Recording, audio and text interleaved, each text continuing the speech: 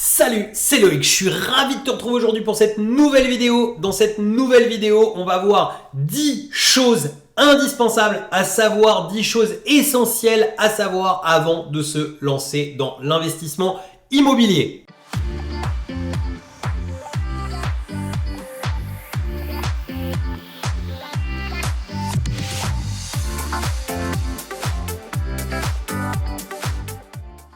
Alors juste avant de démarrer, je vais t'inviter à t'abonner à cette chaîne, à rejoindre des dizaines de milliers d'investisseurs qui l'ont déjà fait. Pour ça, tu as juste besoin de cliquer sur le bouton s'abonner qui est apparu dans la vidéo. Surtout, active la petite cloche, sinon tu ne seras pas prévenu à chaque fois que je publie une nouvelle vidéo. Et je t'ai mis aussi un lien avec le petit i comme info qui est apparu là ou là. Au bout de peut-être 400 vidéos, je sais toujours pas où il apparaît. En tout cas, sur ce lien, tu vas retrouver le guide de l'investissement, ce guide PDF qui te permet de pouvoir démarrer sereinement des investissements rentables. Aujourd'hui, on voit 10 choses essentielles à savoir quand on veut se lancer dans l'investissement locatif et on démarre tout de suite avec la première chose. La première chose, c'est tout simplement que l'investissement immobilier n'est pas réservé qu'aux riches. Aujourd'hui, en France, il est possible d'acheter sans même mettre d'apport. Mais attention, ça ne veut pas dire ne pas mettre d'apport, ne veut pas dire ne pas avoir d'argent. Alors évidemment, il n'y a pas besoin d'énormément, mais moi ce que je te conseille, même si avec zéro, il y a des techniques pour que la banque te dise oui, te permette d'acheter, même si tu as zéro de côté, même si tu es à peu de choses près un panier percé. Mais moi ce que je te conseille, c'est d'avoir un minimum d'épargne, une épargne qui soit entre 5% minimum du montant du projet que tu vas réaliser. C'est souvent le meilleur moyen pour justement, s'il y a des petites choses que tu n'as pas forcément prévues, tu es débutant, les petites erreurs peuvent arriver. Si tu as au moins 5 à 10% du montant de ton premier projet de côté, ça te permettra de te sécuriser. Et pareil, dans l'avenir, quand tu commences à avoir plus de biens, etc., toujours monter cette épargne en cohérence parce que les erreurs peuvent arriver à n'importe quel moment. Voilà, on voit tout de suite la deuxième chose et la deuxième chose importante à savoir avant de se lancer dans l'immobilier. Tout simplement, il n'y a pas besoin de posséder 50 appartements pour pouvoir être rentier en immobilier, c'est-à-dire pour pouvoir générer des revenus conséquents en immobilier. Ce qu'il faut simplement, c'est être créatif. Aujourd'hui, la plupart des gens, quand ils débutent, ils voient l'investissement immobilier comme un Pinel ou un studio. D'ailleurs, Pinel, on va en parler, c'est une des choses aussi. Mais en tout cas, comme un Pinel ou un studio pour étudiants. Et ils se disent, si je dois mettre 150 € de ma poche, c'est bien. Et ça, c'est pas le bon raisonnement. Si tu prends ce même appartement, que tu le négocies un petit peu plus au niveau du prix, que tu adaptes comme il faut ton crédit, on va en parler aussi du crédit, tout simplement, tu l'exploites aussi de la bonne manière. C'est-à-dire que cet appartement, il peut être exploité en colocation, exploité en location courte durée, exploité en meublé. En tout cas, que tu trouves des solutions pour pouvoir vendre plus cher, tu peux gagner de l'argent sur chaque bien. Et même si par exemple tu pars sur de la location courte durée, tu peux avoir 400, 500 € de cash flow net dans tes poches chaque mois. Donc si aujourd'hui tu as peut-être 1500 ou 2000 € de salaire et que tu souhaites doubler ton salaire, en fait il suffit de 3 ou 4 appartements. Ça peut paraître dingue, ça peut paraître beaucoup, 3 ou 4 appartements si tu débutes, mais finalement tu te rends compte que à raison d'un appartement par an, c'est 3 ou 4 ans. C'est pas un truc complètement fou et se faire financer un appartement par an, c'est pareil, c'est pas déconnant, mais je vais pas aller dans le détail de tout ça plus loin dans cette vidéo. La troisième chose justement, c'est de bien dimensionner en fait son projet par rapport à ce qu'on a envie, par rapport à nos peurs et aussi par rapport à réellement ce qu'on se sent capable de faire et ce qu'on est capable de faire. Il y a beaucoup de gens des fois qui découvrent l'immobilier et qui se disent « Oh là là, mais attends, moi aujourd'hui j'ai 35 ans ou j'ai 40 ans, ça fait 20 ans que j'aurais pu investir dans l'immo et aujourd'hui j'ai toujours pas investi. Il y a des gens autour de moi, je les vois, ils ont déjà 10, 15, 20, 25 biens. Quand tu découvres tout ce monde, tu te rends compte qu'il y a des gens qui ont énormément d'immobilier et tu te dis il faut que je rattrape le temps perdu. Et ça, c'est une erreur énorme. Ne rattrapez jamais le temps perdu. De toute façon, même si tu découvres l'investissement immobilier même à 50 ans, si pendant 10 ans tu achètes un bien par an, ça fait 10 biens, tu achètes des biens à 100 000 €, ça fait 1 million d'euros, tu auras déjà beaucoup plus d'immobilier que la plupart des personnes qui sont aujourd'hui en France ou même sur cette planète. Donc la troisième chose, tu fais très attention à dimensionner tes projets de manière cohérente et à pas courir plus vite. J'ai un ami qui dit souvent que l'investissement immobilier, c'est pas un sprint, c'est un marathon. Il a tout à fait raison. Alors la quatrième chose, c'est de ne surtout pas ignorer la fiscalité. La plupart des personnes voient des vidéos, se disent oh ça a l'air facile. C'est pas facile d'investir dans l'immobilier, il faut se former en amont et effectivement se former sur la partie fiscale, c'est essentiel. Il n'y a pas besoin d'être expert comptable pour investir en immobilier, mais il y a des bases, des choses importantes. D'ailleurs, je te remets un lien vers une vidéo qu'on a sortie il y a peu de temps qui parlait fiscalité pour t'apprendre ces bases. Si ça t'intéresse, clique sur le petit i comme info. Mais en tout cas, hyper important de comprendre les bases de façon à pas investir de la mauvaise manière parce que prendre un virage fiscal, c'est souvent assez difficile. La cinquième chose, on est toujours sur la fiscalité. Eh bien, on va parler tout simplement de Pinel, c'est-à-dire en gros des investissements. Si aujourd'hui tu vois cette vidéo plus tard, elle est complètement toujours d'actualité. C'est juste que Pinel, c'est peut-être plus comme ça que s'appelle le dispositif, mais tout ce qui est dispositif de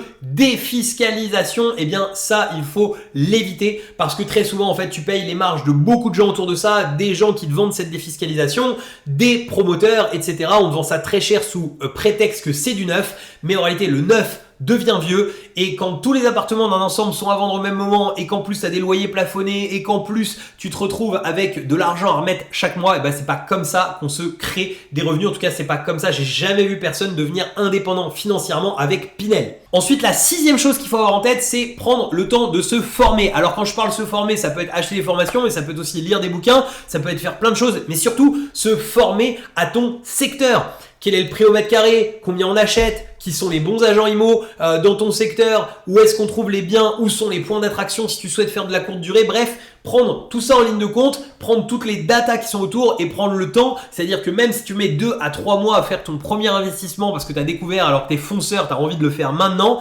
te jette pas sur le premier truc qui se pointe et tout simplement choisis bien comme il faut ton emplacement, ton montant et achète au bon prix. La septième chose essentielle à avoir en tête, c'est l'inverse, c'est ne passe pas non plus trop de temps, c'est-à-dire que le curseur est à ajuster entre la sixième et la septième chose qu'on vient de citer, c'est tout simplement ne passe pas non plus trop de temps à étudier. On voit déjà des fois des gens qui sont des fous de la technique. Si tu prends les gens les plus riches au monde à aujourd'hui, eh bien c'est des gens, j'ai lu ça j'ai relu il y a pas longtemps un livre de Tony Robbins que j'adore en fait, qui est Pouvoir illimité, et dedans il en parle justement. C'est un des pouvoirs en fait qu'ont les gens qui réussissent énormément. C'est pas des gens qui sont des fous de la technique, qui maîtrisent un sujet jusqu'à Z, mais ils en maîtrisent toujours la partie qui leur suffit pour pouvoir avancer. C'est-à-dire que tout simplement, aujourd'hui, je sais pas si tu allumes, tu vois ici, j'ai de l'éclairage autour de moi, je sais pas comment l'électricité elle est faite pour arriver jusqu'ici. J'ai compris qu'il y a une centrale nucléaire à un endroit et puis quand j'appuie sur le bouton, il y a de l'électricité. Comment ça marche en détail? J'en sais rien, mais ça m'empêche pas d'appuyer sur le bouton tous les jours et d'allumer la lumière. Eh bien, c'est pareil pour l'investissement locatif. Il faut que tu aies compris les mécanismes, il faut que tu aies compris la manière de faire, mais il y a un moment, il faut passer à l'action. On voit beaucoup trop de gens qui sont trop hésitants trop longtemps et qui passent des fois 2 ans, 3 ans, 4 ans avant de se lancer pour leur premier bien. On a énormément de gens qui rejoignent nos programmes, ça fait 2 ans qu'ils attendent, 2 ans qu'ils s'intéressent à l'IMO et ils sont jamais passés à l'action, et par contre ils nous rejoignent et ils passent à l'action, et en fait c'est dommage, ils auraient pu passer à l'action beaucoup plus tôt parce que finalement on se rend compte que même en termes de formation, c'est plus l'accompagnement dont ils ont besoin plutôt que la partie formation, parce qu'ils sont déjà très formés en fait, tout simplement. Donc concrètement, eh bien, il faut tout simplement à la fois régler bien ton curseur entre j'apprends suffisamment, mais je n'apprends pas trop, enfin je passe à l'action suffisamment tôt en tout cas. La huitième chose, c'est de ne jamais écouter les agents immobiliers. Bien souvent, les agents immobiliers, ils ont des conseils à te donner sur la fiscalité, des conseils à te donner sur les banques, des conseils à te donner sur plein de choses. Non, un agent immobilier, son métier, c'est d'acheter, enfin de mettre d'accord un acheteur et un vendeur, et ça n'est pas un spécialiste de l'investissement locatif. Il faut comprendre qu'un agent immobilier, pour la plupart, 80 à 90% de son chiffre d'affaires, en réalité, et de l'argent qu'il gagne, il le fait avec des résidences principales. Donc c'est pas quelqu'un qui est potentiellement investisseur immobilier. Donc surtout, n'écoute pas les agents immobiliers. En tout cas, ne prends pas, tu peux les écouter parce que c'est important d'être à l'écoute de tout le monde, mais en tout cas, ne prends pas pour argent comptant tout ce qu'ils ont à te dire. Alors la 9e chose, c'est essentiel, c'est si tu dois acheter une résidence principale, s'il te plaît, n'achète pas au coup de cœur. C'est vraiment important de ne surtout pas acheter au coup de cœur. C'est une erreur qu'on voit énormément, des gens qui sont comme ça avec un véritable boulet au pied avec leur résidence principale. Pourquoi? Parce qu'ils l'ont pas acheté au bon prix, parce que du coup, eh bien, ils veulent pas le revendre non plus parce qu'ils voient qu'ils vont perdre énormément par rapport au prix qu'ils l'ont acheté. Mais il y a un moment, il faut se couper un pied ou il faut enlever ce boulet, il faut faire quelque chose. Donc surtout, si tu dois acheter une résidence principale, eh bien, fais exactement la même chose que tout ce que j'ai expliqué dans cette vidéo. C'est aussi valable pour une résidence principale que pour un achat locatif, de faire attention au prix du marché, de faire attention à tout. C'est vraiment important. Et une fois que tu as étudié ça, eh bien, il y a même des choses excellentes à faire sur les résidences principales, comme un petit peu d'achat-revente, même si c'est interdit d'acheter dans le but de revendre. Mais en tout cas, au moment où tu revendras, tu feras une belle plus-value et tu seras content. J'ai déjà changé 7 fois dans ma vie de résidence principale. À chaque fois, j'ai fait des plus-values et je peux te dire que j'étais vraiment hyper content d'encaisser ces plus-values nettes d'impôts à chaque fois. On arrive au 10e point, je pense que c'est le point peut-être le plus important à avoir en tête, c'est de pas négliger la partie bancaire. Il faut vraiment que ta partie bancaire, tu la gères comme il faut, c'est-à-dire que tu gères en bon père de famille ton compte, que tu n'aies pas des commissions d'intervention, des choses comme ça, au moins sur les 3 derniers relevés de compte. Il faut également que tu mettes de l'argent de côté régulièrement. Donc si aujourd'hui, tu as envie d'investir en limo pour faire de l'argent et que t'es pas un très bon gestionnaire, eh ben commence par travailler sur cette partie-là pendant quelques temps, prends le temps de gérer un peu mieux tes comptes et ensuite va voir le banquier, tu verras que tu auras beaucoup plus facilement du 110%, etc. On a des fois des gens qui nous disent ah bah attends, moi je comprends pas le 110%, mon banquier m'a dit c'est pas possible. Non, il faut comprendre que c'est un petit peu, tu sais, comme si demain tu as besoin de draguer dans la rue, tu vas voir une nana, tu vas lui dire salut, est-ce que tu peux me donner ton numéro? Bien souvent on va pas te dire en frontal non, on va trouver une petite esquive pour pouvoir t'esquiver et en fait ah bah non, elle avait déjà un copain ou ah bah non, elle avait déjà ci ou ça, mais en réalité on a fait un petit tour de passe-passe pour pas te vexer en direct. Et un banquier c'est un humain et en fait quelque part quand il te dit on fait pas de 110% ou bien tout simplement nous on fait pas de 25 ans ou on fait pas de, c'est simplement une chose pour te dire